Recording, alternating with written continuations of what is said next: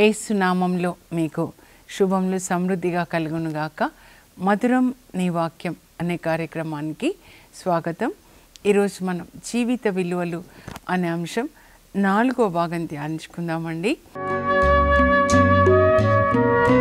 మధురం మధురం నీ వాక్యం నా త్రోవకు దీపం నీ వాక్యం.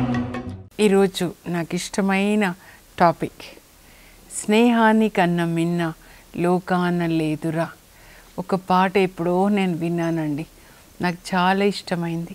స్నేహాని కన్నా మిన్న లోకాన లేదురా, కడదాకా నీడలాగా నిన్ను వీడిపోదురా. ఆ స్నేహము ఎప్పుడు కూడా ఒక నీడ మనల్ని ఎట్లా అంటిపెట్టుకొని ఉంటుందో అలా మంచి స్నేహితుడు మనల్ని అంటిపెట్టుకొని ఉంటాడండి. A friend in need is a friend indeed. అంటే అవసరంలో ఆదుకున్న స్నేహితుడే నిజమైన స్నేహితుడు.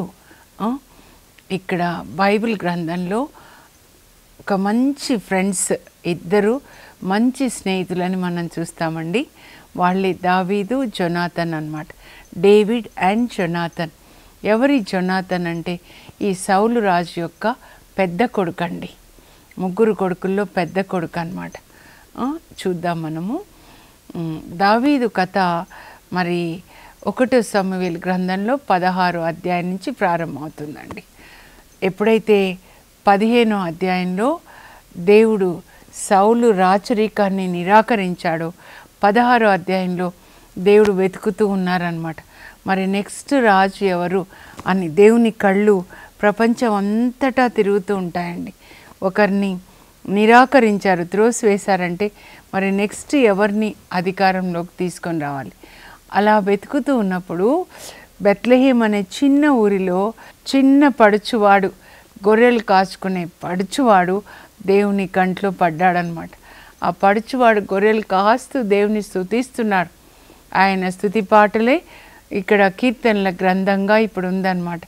150 కీర్తనలు, 75 కీర్తనలు దావీదు గొర్రెలు కాచేటప్పుడు పాడిన పాటలండి. ఎంత బాగుంటాయి చెప్పండి. ఇంకా 34 కీర్తనలు అంటాడు దావీదు, నీ స్తుతి ఎల్లప్పుడూ నా పెదవుల మీద ఉంటుంది ప్రభువా అని చెప్పి అంటాడనమాట. ఎంత బాగుంటుంది ఆ కీర్తన కూడా అండి. నీతిమంతులు మొరపెడితే ప్రభు ఆలకిస్తాడు, నీతిమంతుల ఎముక ఒక్కటి కూడా విరుగదు. నీతిమంతులకు అనేక కష్టాలు వస్తాయి, కానీ వాటన్నిటిలో నుంచి ప్రభు వాళ్ళని బయటికి తీసుకొని వస్తాడు. అలాంటి కష్టాలే వస్తాయండి దావీదుకి. ఇప్పుడు చక్కగా హాయిగా గొర్రెలు కాచుకుంటూ మైదానాల్లో దేవుని స్తుతించుకుంటూ గొర్రెల్ని ఎంతగానో ప్రేమిస్తాడు. అలాంటి దావీదుని దేవుడు సమూయేలు ప్రవక్తని పంపించి ఆయన తలపై అభిషేకాన్ని పోసి, నూనె పోసి మరి ఇజ్రాయేల్ రాజుగా అభిషేకిస్తాడు. 17వ అధ్యాయంలో 1 సమూయేలు గ్రంథం అండి. 17వ అధ్యాయంలో దావీదు ఆ గొలియాతుని ఓడిస్తాడు. ఫిలిస్తీన్ల పక్షాన పెద్ద జైంట్ అన్నమాట. 9 అడుగుల ఎత్తు, అంటే పైన ఆయన తల పైన అక్కడ సీలింగ్ని తాకేటట్టు పెద్దగా ఉంటాడు. 40 దినాలు ఇజ్రాయెల్ ప్రజల్ని సవాల్ చేస్తాడు, ఒక్కరు రండి నాతో యుద్ధం చేయడానికని. ఆ 40వ రోజున పరిశుద్ధాత్మదేవుడు యుద్ధ భూమికి తీసుకొస్తాడండి దావీదుని.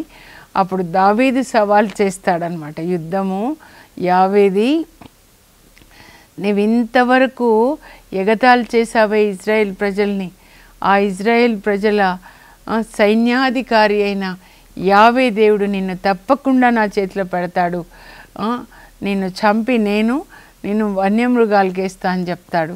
ఒక్క రాయి తీసుకొని ఒడిసెల్లో పెట్టి గిర్రిన తిప్పి కొడితే ఆయన తల పగులుతుంది, పడిపోతాడు తాటి చెట్టులాగా. అప్పుడు పరిగెత్తి ఆయన చేతిలోంచి, గొలియాతు చేతిలోంచే కత్తి తీసుకొని గొలియాతు తలని నరికేస్తాడనమాట.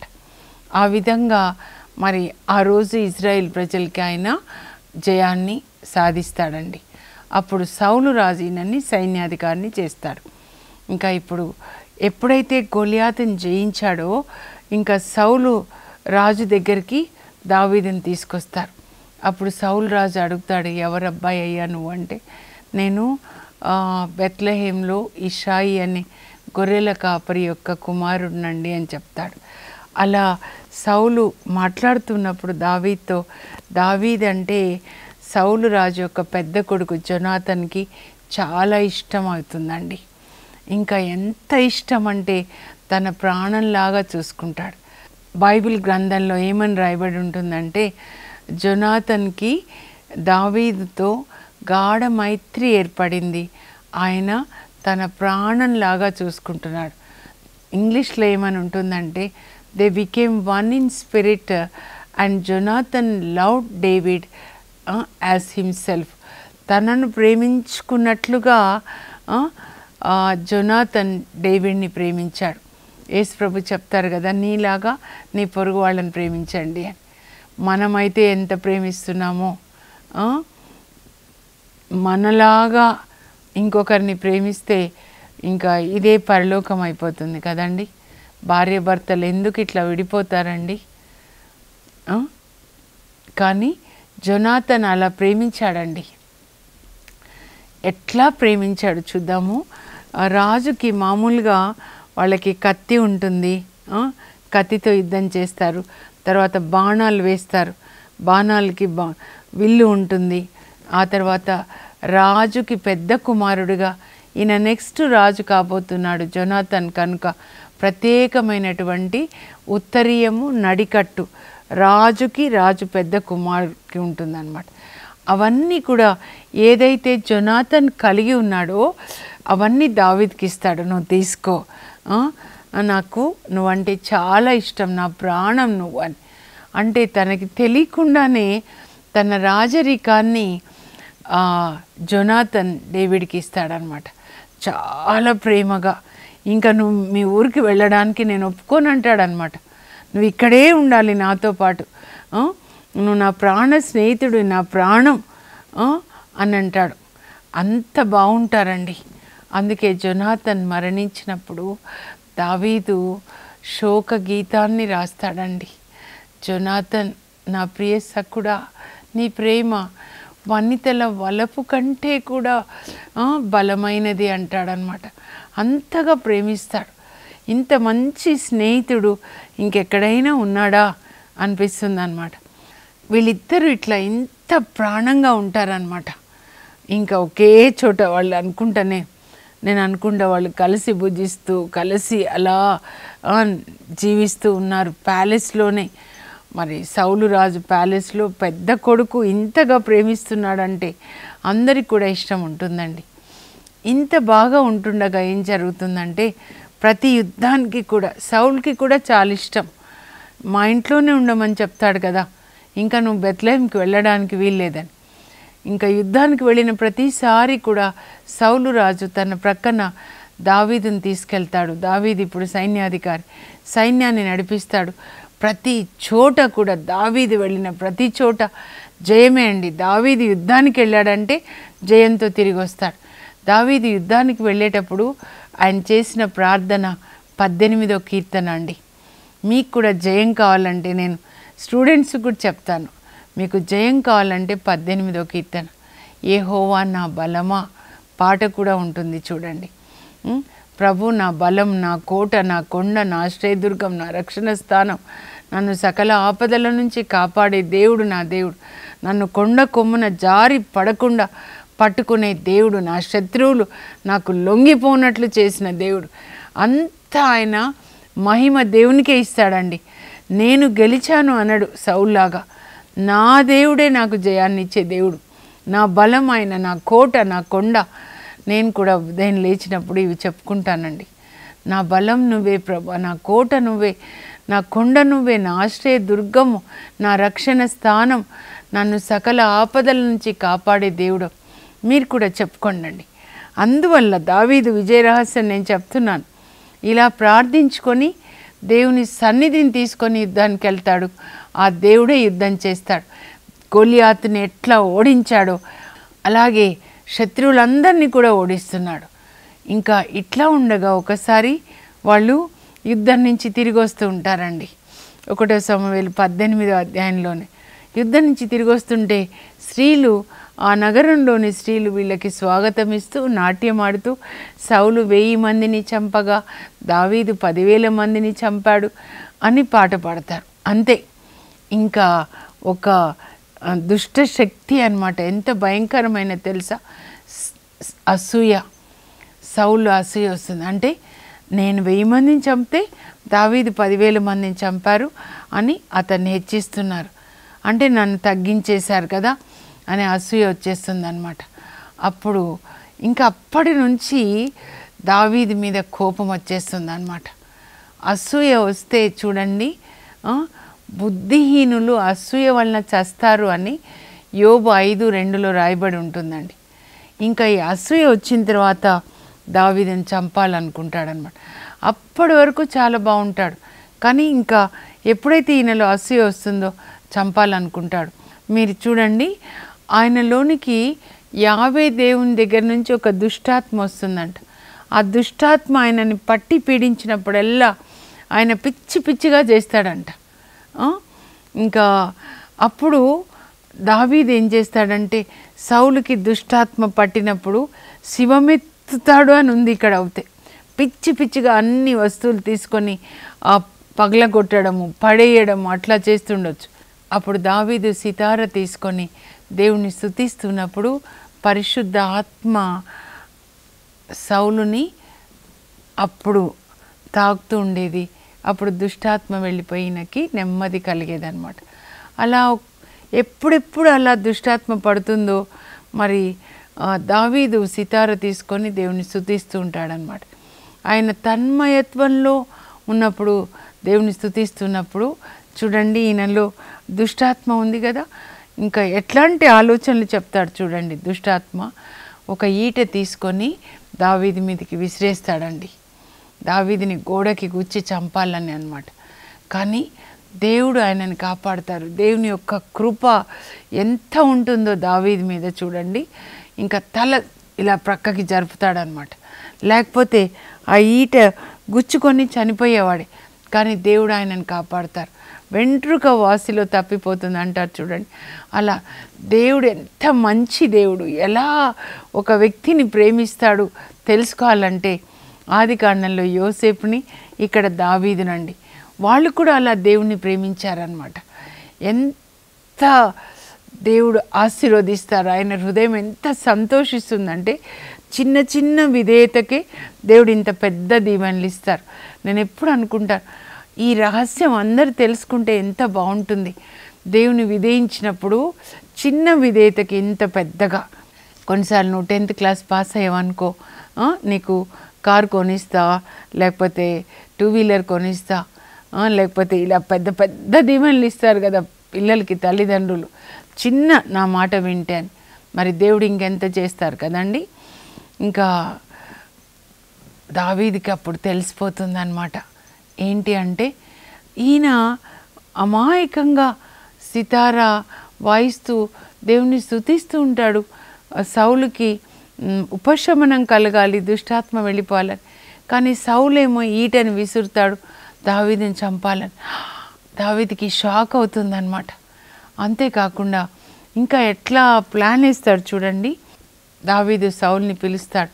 పిలిచి, ఇదిగో నా పెద్ద కూతురు ఉంది చూసావా మేరబు, నీకు ఇచ్చి పెళ్లి చేస్తాను అని చెప్తే దావీదు చాలా సంతోషపడతాడు. తర్వాత ఇంకొకరికి ఇచ్చి పెళ్లి చేస్తాడనమాట. మాట నిలబెట్టుకోడు, కావాలని. దావీదు అమ్మాయిని ఇష్టపడుతూ ఉన్నాడు, దావీదు మనసు అమ్మాయి మీదకి వెళ్ళిపోయింది. ఆ తర్వాత దావీదుని ఇట్లా చేయాలని. తర్వాత సౌలుకి రెండో కూతురు, చిన్న కూతురు మీకాల్ అనమాట. మీకాలే దావీదుని ప్రేమిస్తుంది అనమాట. దావీదుని ప్రేమించకుండా అసలు ఎట్లా అని నేను అనుకుంటాను. ఎందుకంటే అంత చక్కగా యుద్ధాల్లో గెలుస్తున్నాడు. అందరికీ ఆయన ఒక హీరోలాగా ఉండొచ్చు అనమాట. ఈ అమ్మాయి, చిన్న అమ్మాయి దావీదుని ప్రేమిస్తుంది. ఉండడమే ఆయన వాళ్ళ ఇంట్లో ఉంటున్నాడు. మరి వాళ్ళ పెద్దన్నయ్య జొనాథన్కి మంచి ఫ్రెండ్ కూడా. సౌలుకి ఆ విషయం తెలుస్తుంది అనమాట. తన చిన్న కూతురు మీకాల్ దావీదుని ప్రేమించిందని. సరే అయితే నా చిన్న కూతుర్ని ఎర్రపెట్టి దావీదుని చంపాలి అని అనుకొని, ఇదిగో 100 మంది ఫిలిస్తీయులని చంపితే నా కూతుర్ని ఇచ్చి పెళ్లి చేస్తా అని సేవకుల ద్వారా చెప్తాడు. అబ్బా, దావీదు ఉబ్బిపోయాడు అంటండి. మీరు చదివితే ఇక్కడ ఉబ్బిపోయి, నేను రాజుకు అల్లుడు కావడమా అనుకొని ఉబ్బిపోయి, ఇదిగో నువ్వు ఈ టైం లోపల 100 మంది ఫిలిస్తీయులను చంపాలి, వాళ్ళ చర్మాగ్రాలు తీసుకొని వచ్చి రాజుకి ఇవ్వాలి. దావీదు సౌలు పెట్టిన గడువు ముగియక ముందే ఆయన వెళ్తాడు. తన అనుచరులతో వెళ్ళి ఫిలిస్తీన్ల మీద పడి 200 మందిని చంపుతాడండి. చంపి వాళ్ళ చర్మాగ్రాలు తీసుకొని వచ్చి రాజు దగ్గర ఒక చిన్న పిల్లవాడిలాగా, మీరు 100 అడిగారు కదా మహారాజా, నేను 200 తెచ్చాను, 200 మందిని చంపాను, చూడండి మీరు ఇక్కడ కూర్చోండి, నేను లెక్క పెడతా అని వాళ్ళ చర్మాగ్రాలు రాజు ముందే లెక్క పెట్టాడంట. మీరు నిజంగా ఊహించుకోండి. అప్పుడు ఇంకా మాట ఇచ్చాడు. అందుకని కాదు, అమ్మాయి ప్రేమించింది కదా ముందు, కనుక ఇంకా దావీదుకి తన చిన్న కూతురు మీకాల్నిచ్చి పెళ్లి చేస్తాడనమాట. ఆ తర్వాత సౌలు తన సేవకులకి చెప్తాడు, దావీదుని ఎట్లయినా చంపేశారు. ఆ విషయం జోనాథన్కి తెలిసి వాళ్ళ నాన్న దగ్గర వెళ్ళి అడుగుతాడు, ఎందుకు నాన్న, ఎందుకు చంపాలనుకుంటున్నావు దావీదు వల్ల మనకెంత మేలు జరుగుతుంది. ఆ రోజు గొలియాతుని సవాల్ చేయడానికి ఎవరు లేని సమయంలో చివరి రోజున దావీదు దేవుళ్లాగా వచ్చి మనల్ని కాపాడారు. ప్రతి యుద్ధంలో కూడా దావీదు వల్ల మనకి జయం కలుగుతుంది. ఎందుకు చంపాలనుకుంటున్నావు నాన్న? ఇంకా అనుంటాడు కూడా, మన అల్లుడు కదా నాన్న, మన అమ్మాయినిచ్చి పెళ్లి చేశాం కదా అని. ఇంకా అప్పుడు సౌలు అంటాడు, నేను చంపను అని చెప్పి మళ్ళా చంపడానికి మళ్ళీ ప్రయత్నాలు చేస్తాడని. మళ్ళా దావీదు సితార పుచ్చుకొని దేవుని స్తుతిస్తుంటే మళ్ళా ఈటతో గుచ్చి చంపాలని ఈటను విసురుతాడు దావీదు మీద. ఇంకా దావీదు తెలుసుకొని, నేను వెళ్ళిపోతాను, మీ నాన్న దగ్గర ఉండలేనని చెప్పి ఇంకా పారిపోతాడండి. దావీదు రామాలో సమూవేలు ప్రవక్త ఉంటే అక్కడికి వెళ్తాడు. ఎందుకంటే ఆయనే కదా అభిషేకించింది. సమూవేలు ప్రవక్త దగ్గరికి వెళ్ళి అన్నీ చెప్తాడనమాట, ఎలా జరిగింది అని. కానీ అక్కడికి కూడా సౌలు వస్తాడండి. అప్పుడు అక్కడి నుంచి మళ్ళీ నోబులో యాజకులు ఉంటే వాళ్ళ దగ్గరికి వెళ్తాడనమాట. వాళ్ళు అక్కడ ఆ యాజకుడు ఆయనకి కొంచెం రొట్టె ఇచ్చేసి గొలియాతు కత్తినిచ్చాడని తెలుసుకొని యాజకులను కూడా, యాజక వస్త్రాలు ధరించిన యాజకులను చంపుతాడు. 85 మందిని సౌలు. మీరు దావీదు పక్షాన ఉండి నన్ను చంపడానికి ఇలా చేశారు అని చెప్పి. వాళ్ళకి అర్థం కాదు, సొంత అల్లుడు ఏంటి ఈయన ఇట్లా చేస్తున్నాడని చెప్పి. ఇంకా ఆఖరికి ఆయన ఈ సౌలు బాధపడలేక దావీదు గుహల్లో దాక్కుంటాడండి. మరి మనుషులు మల విసర్జన కొరకు దారి ప్రక్కన కొన్ని పాడుబడిన గుహలు ఉంటాయి కదా, అందులో దాక్కుంటాడు. అక్కడికైతే రాడని. కానీ చూడండి, సౌలు దావీదును వెతుకుతూ మరి ఆయన మల విసర్జన కొరకు దావీదు ఏ గుహలో దాక్కున్నాడో ఆ గుహలోకి వెళ్తాడు. వెనకాల దావీదు ఉంటాడు, అతని అనుచరులు ఉంటారు. సౌలు ఆ టైంలో మరి మల విసర్జన టైంలో వెనకాల ఉన్న అతని అనుచరులు చెప్తారు దావీదుతో, ఒక్క పోటు పొడిచేసే ఇంకా అయిపోతుంది, పీడ పోతుంది ఈ సౌలు పీడ. అంటే దావీదు అలా చేయడు. ఆయన కొంచెం ఉత్తరీయపు చెంగు మాత్రం కొద్దిగా కత్తిరిస్తాడు. దేవుడు అభిషేకించిన రాజు మీద నేను చేయి చేసుకొనను అని ఇంకా సౌలుని ఏమి చేయడండి. ఇప్పుడు సౌలు ఆ గుహలోంచి కిందికి దిగొచ్చి గుర్రం మీద కూర్చొని వెళ్ళే టైంకి దావీదు గుహ నుంచి బయటకు వచ్చి చెప్తాడు, సౌలు మహారాజా చూడండి, మీరు ఇప్పుడు నేనున్న గుహలోకి వచ్చారు. దేవుడు మిమ్మల్ని నా చేతిలో అప్పగించినా కూడా నేను మీకే హాని చేయలేదు, చూడండి మీ ఉత్తరీయపు చెంగు అని చూపిస్తాడు.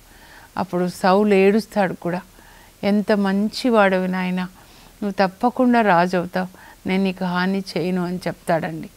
అయినా కూడా వెనకాల పడతాడనమాట.